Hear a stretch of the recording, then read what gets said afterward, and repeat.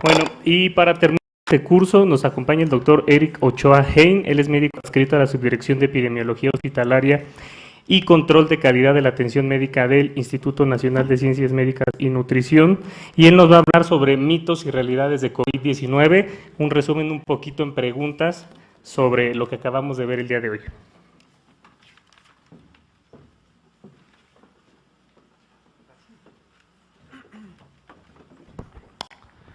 Buenas tardes a todos. Agradezco al comité organizador el haberme invitado a cerrar esta plática. La verdad es que los ponentes pasados ya me pusieron pues en predicamento porque han expuesto muy bien todos los temas. Yo solamente vendré a hacer una recopilación de gran parte de lo que ya se mencionó, de tal forma que nosotros, cuando tengamos preguntas frecuentes, que son justamente las que vengo a presentar más que mitos y realidades, sepamos cómo responder a nuestros pacientes, que van a ser gran parte de las personas que tengan estas preguntas.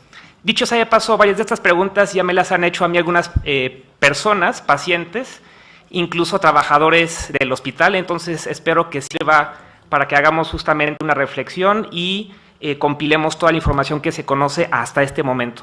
Por supuesto que la información aquí no termina. Seguramente en cuanto vayamos teniendo más datos, surgirán ya de forma precisa justamente los mitos y las realidades, como existe ya para el virus de influenza. Sin embargo, bueno, pues revisamos algunas circunstancias al respecto. En esta plática he utilizado de forma indistinta, bueno, he utilizado simplemente el término COVID-19 para no hacernos bolas con todos los términos que han surgido. Entonces verán que de forma indistinta me refiero al virus o a la enfermedad con COVID-19, aunque bueno, la terminología por supuesto es un poquito más difícil, complicada que esto. Ya lo comentó el doctor Arturo Galindo, que es un coronavirus. En realidad son virus que ya se conocen, que circulan, causan enfermedad respiratoria, no son nuevos. Por supuesto, siempre hay nuevos tipos, y esto no es particular de los coronavirus, sino que sucede con los microorganismos en general en la naturaleza. Entonces, solamente recordarles que los coronavirus forman parte de una numerosa familia de virus que enferman tanto a animales como a humanos, que estas causan desde padecimientos leves, gripes comunes, hasta enfermedades mucho más graves, como lo puede ser neumonías. La experiencia previa ha sido con virus como el MERS y el SARS. ¿Qué es exactamente el COVID-19? Pues actualmente es la enfermedad que ocasiona el SARS coronavirus 2, que es una nueva cepa de coronavirus que no había sido identificada previamente en humanos, cuyos primeros casos fueron identificados justamente en China, aunque ya sabemos que existen otros países donde se han confirmado más casos. La gran mayoría, esencialmente, personas que estuvieron residiendo en China. ¿Qué diferencia hay entre el SARS coronavirus 2, que ocasiona COVID-19, e influenza y otros virus? Bien importante recordar que estos virus ocasionan enfermedades similares, que vamos a ver pacientes que se van a confundir con otras etiologías, muy importantemente en nuestro medio en México, por supuesto con el virus de influenza, más ahora que estamos en temporada. Y bueno, pues es importante siempre alentar que se consulte tempranamente, informar al médico acerca de la visita a las regiones geográficas que actualmente están afectadas por esta enfermedad durante los 14 días previos al inicio de síntomas. Por supuesto que la definición de contacto o de persona sospechosa es mucho más complicado que esto, sin embargo, siempre tener en mente esta información.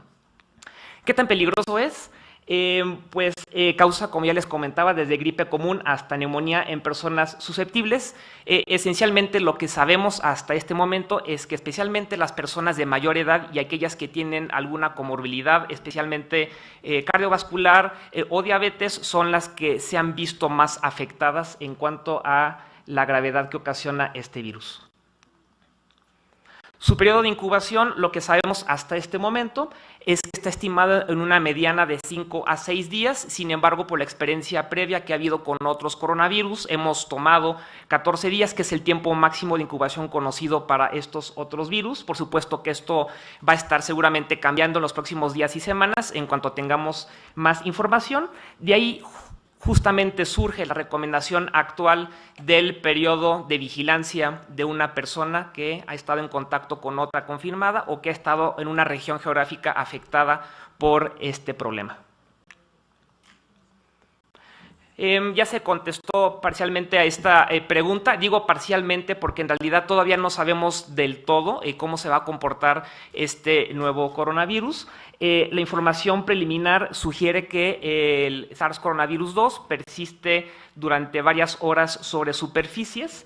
Sin embargo, el punto importante, afortunado, es que los desinfectantes que empleamos comúnmente en los hospitales, incluso para cuidados de desinfección en casa, son eficaces para eliminar este virus. Y como bien comentó el doctor Arturo Galindo en la primera plática, juega a nuestro favor el hecho de que este virus contenga una membrana lipídica que justamente la hace susceptible a este tipo de tratamientos. ¿Quiénes pueden infectarse? Por supuesto que absolutamente todos somos seres humanos. Sin embargo, en particular en este momento de la evolución de la enfermedad, esencialmente gente que vive en o que ha viajado hacia áreas donde está circulando el virus que ocasiona justamente COVID-19. Esencialmente hasta este momento han sido ligados en contacto en China, pero también es importante recalcar, como ya se ha hecho en las pláticas previas, que el personal de salud en general va a estar más expuesto porque son los lugares en donde se va a atender a estos pacientes, entonces, por supuesto, siempre estar capacitados para esto. ¿Cómo se dispersa el virus? ¿Cómo se contagia? Esencialmente, ya también lo comentó el doctor Gutiérrez previamente, esencialmente contacto con secreciones respiratorias de una persona que está enferma. Sin embargo, también puede ser por contacto con fomites, siempre hay que tener esto presente. Y pues la higiene de manos es sumamente importante, al igual que recalcar las medidas de etiqueta respiratoria para toda persona que esté justamente atendiéndose en un hospital o atendiendo a estas personas. ¿Existe transmisión de persona a persona? Sí, esto ya ha sido confirmado para COVID-19, especialmente cuando existe contacto cercano con personas infectadas. ¿Puede uno infectarse de personas asintomáticos? Esta ha sido una pregunta bastante recurrente.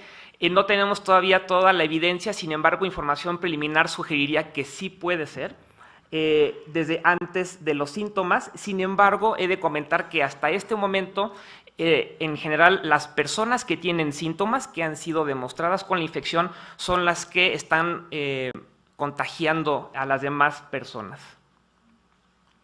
¿Pueden los humanos infectarse de fuentes animales? Esto por el origen que tuvo justamente en China. Es cierto, los coronavirus previos como SARS y MERS se han ligado a fuentes animales y actualmente hay diferentes tipos de coronavirus que pues están infectando justamente los animales.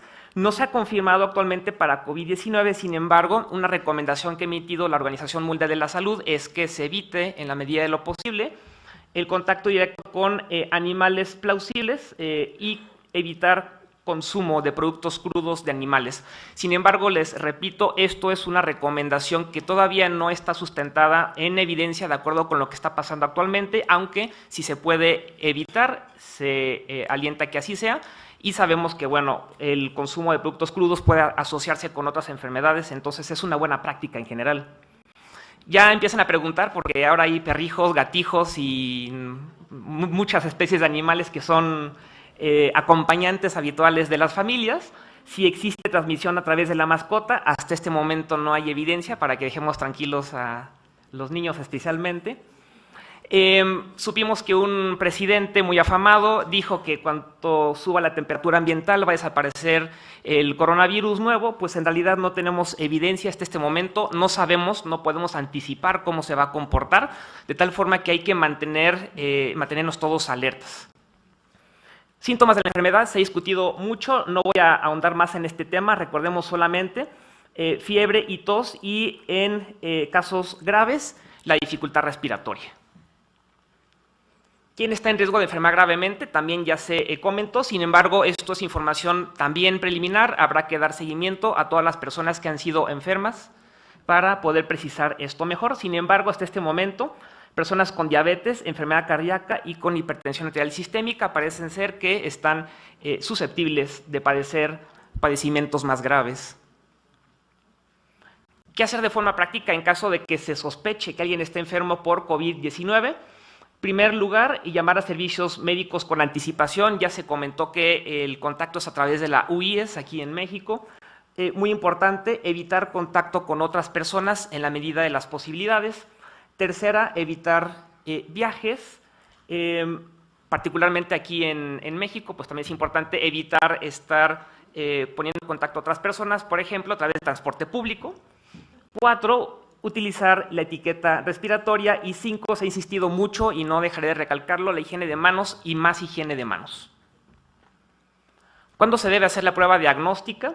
En caso de que se desarrollen síntomas de la enfermedad durante los 14 días que siguen a un viaje a China o de contacto con un caso confirmado o incluso de contacto con una persona que viajó a áreas afectadas y que muestra síntomas de la enfermedad, aunque todavía no se haya confirmado. Esa es actualmente la recomendación. Puede ir cambiando nuevamente, como les he comentado.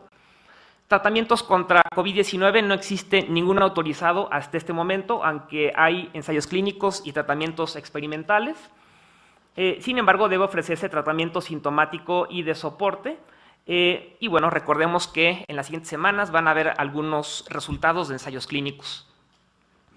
Los antibióticos. Recordemos que para las gripes en general no existe indicación de antibióticos, no existe ninguna evidencia de que los antibióticos funcionen contra los virus y no esperemos que lo tenga evidentemente contra COVID-19. Hay indicaciones muy precisas. Los pacientes en quienes sospechemos neumonías bacterianas o coinfección, por supuesto que tendrán que recibir los medicamentos apropiados para estas condiciones. ¿Cuánto tiempo mantener el aislamiento de una persona infectada? También sigue siendo motivo de discusión. Varía caso por caso, sin embargo, se pueden comentar algunas generalidades. En primer lugar, que exista ausencia de fiebre sin uso de antipiréticos. Segundo, que la persona ya no tenga síntomas. Y tercero, recomienda la Organización Mundial de la Salud, y bueno, esto tendrá que revisarse si puede aplicar en nuestro caso, que exista negatividad en al menos 2 estudios de seguimiento separados por 24 horas. Pero bueno, nuevamente, después de 14 días, supondríamos que esta persona ya no es absolutamente ningún riesgo. ¿Qué implicaciones tiene la cuarentena cuando se indica? Debe mantenerse por 14 días, es decir, el periodo de incubación más largo conocido para coronavirus en general. Nuevamente, esto puede cambiar en días próximos si tenemos evidencia diferente. Sin embargo, una persona que ya no está bajo cuarentena ya no significa ningún riesgo para otras personas. Y muy importante por cuestiones de viaje, porque ya se está presentando esta situación. ¿Qué medidas nos protegen en general a todas las personas? Higiene de manos, etiqueta respiratoria, tener distanciamiento, evitar tocar ojos, nariz y boca, evitar consumo de productos animales crudos o poco cocidos y, por supuesto, consultar oportunamente en caso de desarrollar síntomas respiratorios. Debe usarse mascarilla de forma rutinaria. Es de ayuda, sin embargo, no es suficiente, como ya se ha comentado en diferentes pláticas. Tenemos que complementar con higiene de manos, etiqueta respiratoria y evitar contacto cercano que se considera a menos de 1 metro de una persona enferma. Por supuesto, siempre tenemos que alentar el uso de mascarilla quirúrgica en caso de que exista una persona con síntomas respiratorios, en caso de sospecha de enfermedad por COVID-19 o en caso de que se cuide a personas con esta enfermedad. Recordemos, eso es cuando menos mascarilla quirúrgica, sin embargo puede necesitarse una mascarilla o respirador N95 en caso de que se efectúen cuidados que impliquen generación de aerosoles. Ya vimos cómo se debe de emplear la mascarilla. Siempre acuérdense, higiene de manos antes de empezar. Debe cubrir muy bien nariz y boca esta mascarilla. Debe tener un buen sellado. Debe evitarse tocar la mascarilla mientras esté en uso. Se debe reemplazar en caso de que se moje, y esto es en caso de que la institución dentro de sus políticas establezca que se pueda reusar. Se recomienda, no obstante esto, que no se reusen mascarillas que solamente pueden ocuparse una sola vez. Retirar la mascarilla siempre de los elásticos, que consideramos que es la parte que no se ha expuesto a las secreciones respiratorias. Y al final y entre pasos de retiro de equipo de protección personal, siempre recordar la higiene de manos. ¿Qué medidas no están recomendadas? Porque ya empieza a haber también algunas preguntas de pacientes. Vitamina C, no tenemos la evidencia. Tabaquismo, que no lo crean, en algunas partes del mundo lo alientan, yo creo que pensando que van a quemar al virus, en realidad no tiene ningún caso. Herbolaria, muy interesante, vamos a ver qué dicen los chinos en cuanto a su experiencia con el uso de sus tratamientos tradicionales. Uso de múltiples mascarillas, como ya recalcaron previamente con el doctor Chino, que pues, pensamos que pudiera haber sido uno de los problemas que llevó a contagiarse. Y finalmente, automedicación tampoco. La vacuna contra influenza protege, ya he escuchado esto yo personalmente. No, sin embargo, obviamente tenemos que seguir alentando la vacunación contra influenza por dos motivos muy particulares. Uno, protege contra influenza y sus desenlaces graves. Y segundo, porque reduce la posibilidad de que influenza sea justamente una de las consideraciones en el diagnóstico diferencial. Entonces, tenemos que seguir alentándolo, estamos todavía a tiempo. Es seguro recibir paquetes de China o de otros lugares con casos confirmados, también ya empieza a circular esto. Es seguro. Es cierto, el virus puede persistir algunas horas sobre superficies, sin embargo, por las experiencias previas con otros brotes por coronavirus, en realidad no se han ligado con los brotes o no han participado de forma importante. Existe peligro por animales o productos de animales importados de China. Hasta este momento no hay evidencia, entonces pueden ir a las tiendas chinas sin ningún problema. Debemos cancelar viajes a China. Actualmente no está recomendando acudir a no ser que sea inevitable el viaje. Esto excluye a Hong Kong, Macao y Taiwán, que no han sido particularmente afectados con la magnitud de casos como lo ha mostrado China en general. Es seguro viajar a otros países donde se han detectado casos que no sean China. No hay restricciones de viajes en este sentido. De cualquier forma, pues conforme vaya avanzando la información, tendremos algunas otras recomendaciones. Por cierto, lo que se comentó ayer respecto a Corea del Sur, seguramente algunos de ustedes leyeron la noticia, tiene que ver con una aparición de casos congregados en una secta religiosa. Entonces, esto no quiere decir que toda Corea del Sur esté en peligro, ¿no? Para que se tome con reserva la información que se publica por los medios. Esa es finalmente la última y pues cedo la palabra a José Arturo Martínez. Muchas gracias.